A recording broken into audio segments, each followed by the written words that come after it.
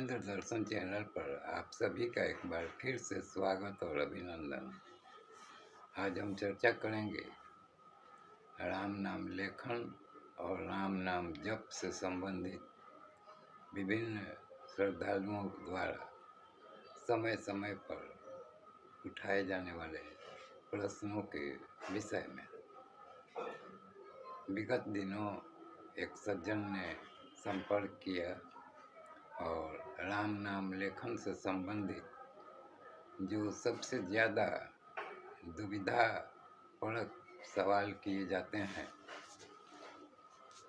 वह ये होता है कि वे राम नाम से विलग सीताराम, जय श्री राम इत्यादि नामों को जपना या लिखना चाहते हैं या उसके वे अभ्यासी हैं।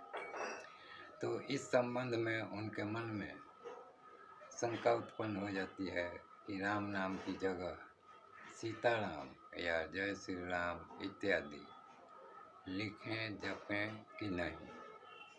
तो सज्जनों, सबसे पहले बहुत ज़्यादा सोचने, बहुत ज़्यादा विचारने और बहुत ज़्यादा इधर उधर भटकने से ये स्थिति उपस्थित हो जाती है।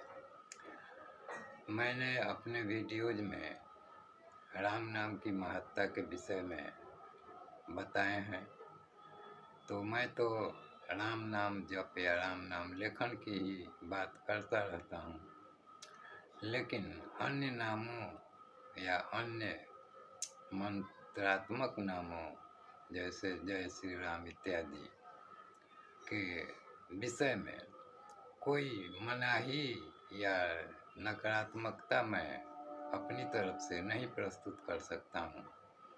ये तो अपने अपने श्रद्धा भक्ति और विश्वास की बात है, और जो भी व्यक्ति जिस भी नाम में अपनी श्रद्धा भक्ति और विश्वास रखते हों वे उस पर चलें। और सबसे बड़ी बात है कि ईश्वर या प्रभु श्री राम पर विश्वास होना या कितनी प्रगाढ़ श्रद्धा है और कितना उनका सहज सरल विश्वास है, इस पर यह निर्भर करता है।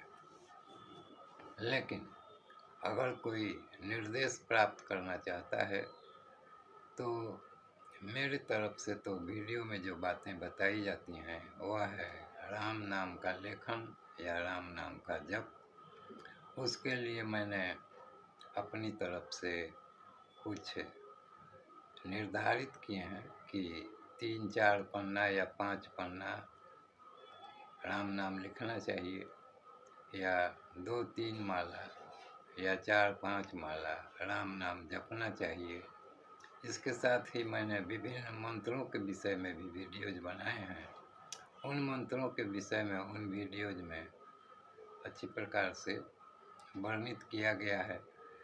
तो एक साथ सभी बातों पर विचार करके एक साथ सभी बातों को साधने का प्रयास नहीं किया जाना चाहिए। इनमें से कोई भी साधन ऐसा नहीं है जो किसी व्यक्ति के संबंधित समस्याओं का समाधान परक एक आध्यात्मिक उपाय या आध्यात्मिक प्रयास नहीं बन सकता है।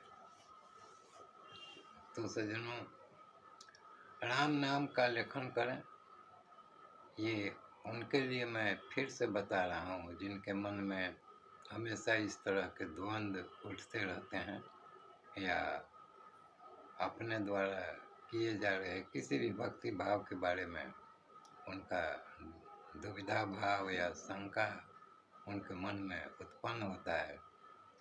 तो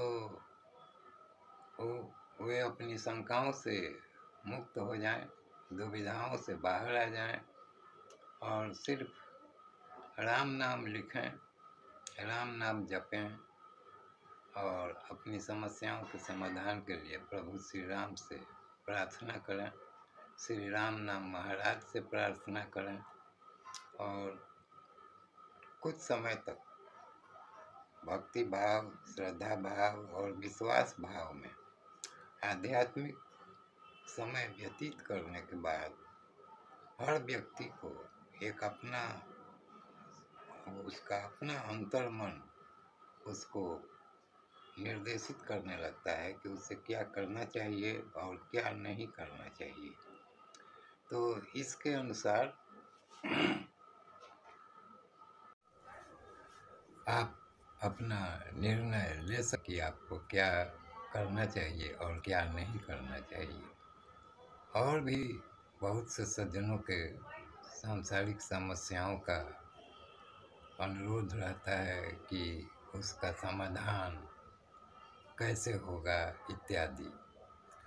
बहुत से व्यक्ति जीवन से ही निराश हो चुके होते हैं और अपने जीवन के प्रति नकारात्मक भावों को भी व्यक्त करते हैं। तो उन सब सज्जनों के प्रति मेरा भाव यह है कि जीवन के प्रति सकारात्मक भाव रखें। समस्याएं आई हैं तो चली जाएंगी, धैर्य धारण करना चाहिए और जीवन को सर्वोपरि समझना चाहिए। अंततोगत्वा जीवन है तभी सब कुछ है और जीवन व्यक्ति को अपने हाथ में नहीं लेना चाहिए। यह तो ईश्वर की अनुकंपा है, उन्हीं की अनुकंपा या करुणा से हमें यह मानव जन्म मिला है। और मृत्यु तो एक ऐसा सत्य है कि सबके साथ घटित होगा ही। वे चाहे स्वयं ईश्वर ही अवतार रूप में जब मानव शरीर धारण किए हैं या कोई भी अन्य योनि में वे अवतरित हुए हैं, तो उन्होंने एक प्राकृतिक चक्र के सीमा में उस शरीर का भी परित्याग किया है।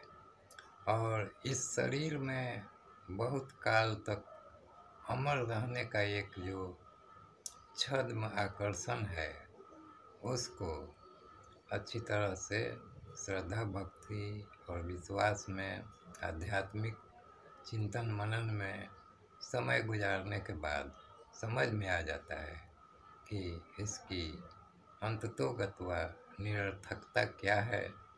और इस मानव जन्म की सार्थकता इसी बात में है कि हम जीते जी ईश्वर का साक्षात्कार कर लें और इस जीवन मरण के चक्र से मुक्ति का उपाय कर लें। तो धन्यवाद सज्जनों, इस वीडियो को हम यहीं सीमित करते हैं और फिर मिलेंगे अगले वीडियो में इसी प्रकार किसी धार्मिक, मांत्रिक, आध्यात्मिक या ईश्वर अनुसंधान संबंधी चर्चा विमर्श के साथ। धन्यवाद।